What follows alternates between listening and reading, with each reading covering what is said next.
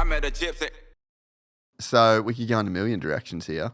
Let's talk about the financial side of Supercross. Yeah. So Jett rumored to have signed a $340 gajillion contract. No, like $22 million, 5 years is the rumors. I actually don't know for sure. But either way, a lot of money. Yeah. Seems like the sport is like maybe trending a little bit more. You were at the top, you were winning championships, and you were winning Supercross main events. What was the money like back then? Wasn't 22 million. No, I can imagine. I think probably, I mean, I don't know. I hate to say too much because I wasn't as involved financially then, but I think probably in my best years, it was like $1.5 to $2 million, something like that. Yeah. Which, I wasn't like. And that's sign on? No. I'm talking that's all in. everything. Yeah. Okay. Yep. So I think things have elevated a little bit since then. Yeah. Was it $100K a win back then in Supercross? I think then it was $70K. Oh. Yeah. So you just got stooged. Yeah. Hectic. Yeah. Yeah, okay. Did you see, did it ebb and flow? Because, so you came in 2010, and that was, rumored to be that Loretta's kind of year with you, Izzy, Stroop.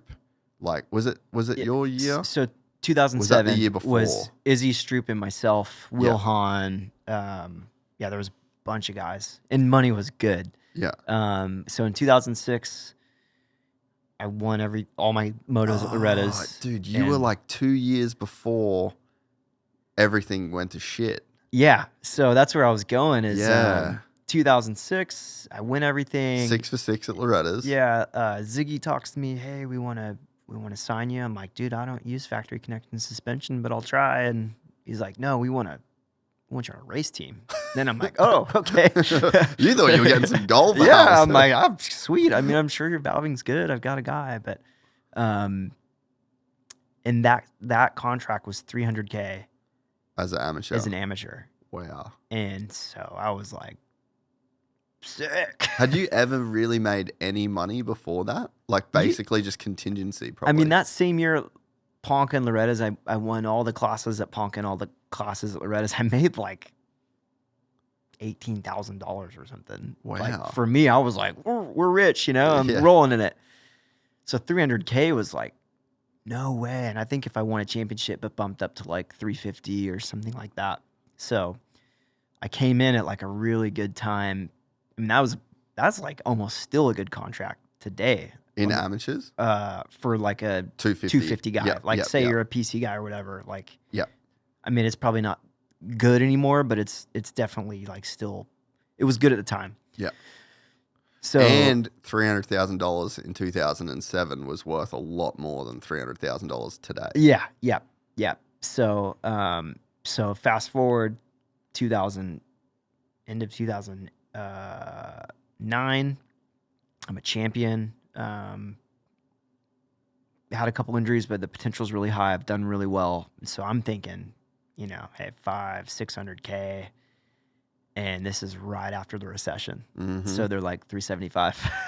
I'm like, oh.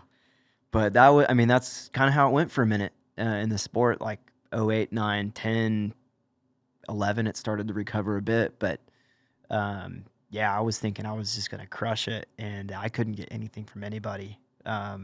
So I think I signed that next agreement for around $400,000. And then I think my first Honda deal was $550 or something like that. I got a really good gear deal from Fly at that time. Yeah. It was $250. So, I mean, I think base salary for 2011, I think I was around $850, $900, something like that. Yeah. And then race wins, podiums, different things. I did really well, for that time. Yeah. So,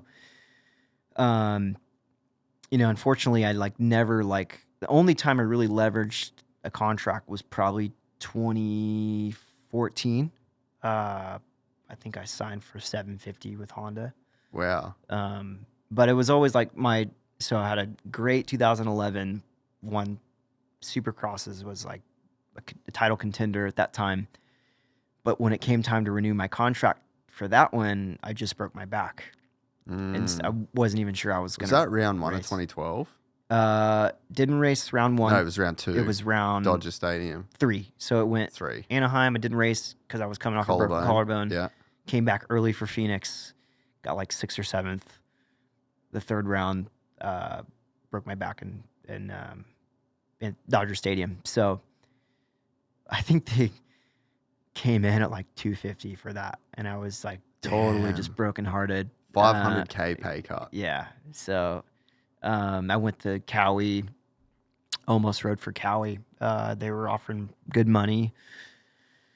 But Muscle Milk at the time was they did Revival 41. They're working on that, and then Honda like kind of came up to what Cowie was offering, and I decided to stay.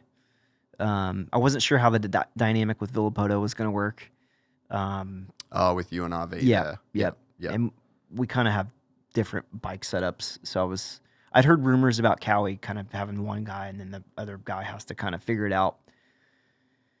So that's why I didn't go with that, and there was some other things that kind of made that possible for me to stay with Honda. But so I didn't get to leverage that contract. I was one of the guys, and then just had that terrible string of injuries in 6 months, and basically I was a liability. And it was like, hey, we don't know if we can trust the guy that unfortunately the guy that negotiated the contract didn't do a good job. I'm thankful for Eric Kehoe because he really kind of had my back and got me back up to a decent number, a good number. Yeah. And then that next contract was good with Honda. So, and then my KTM contract was, again, it was kind of like I was at a terrible 2016 and they just like threw it at you. Yeah, and like the papers just I'm flew everywhere, and you have to like stack them in order. It was still a good deal. I think it was 500,000 or something, which for me, I was like not expecting a whole lot more, kind of based on my results. So, I don't think I ever got to really leverage a contract. I think I could, had I performed in 2016, I think I really could have leveraged a good Honda contract that year, and been up in that, kind of base salary at the time of, around $1 million, 1.2, something like that, but just never really got to do that. But then again, too, in my time frame, there weren't many guys making that kind of money. That's what I was going to ask. Were you aware of who was kind of making what at the time? Yeah, and it wasn't all that much. I mean, I think Dungey's KTM deal was pretty big. RV's deals were pretty big, but aside from that, it wasn't really that exciting. It was still kind of off the tails of 2008. So. Yeah, it's almost like once that got reset, it was hard for it to come back up. And it seems like now for certain guys, it's come up and it's come up good. Yeah. I think part of that's the exposure, everything that the sport's doing, streaming, YouTube, all the things that people look at and it's desirable to invest in. Yeah. We're still not seeing that much outside industry stuff, though. No, and I don't know that we will. I mean, it's hard.